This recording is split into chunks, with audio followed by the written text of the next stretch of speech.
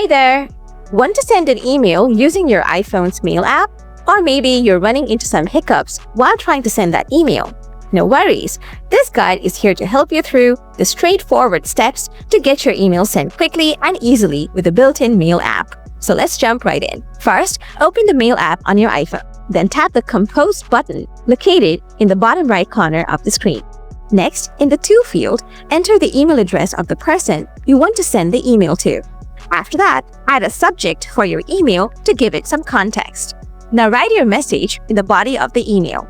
Once you're satisfied with your email, tap Send in the upper right corner. By following these steps, you can easily send emails from the Mail app on your iPhone.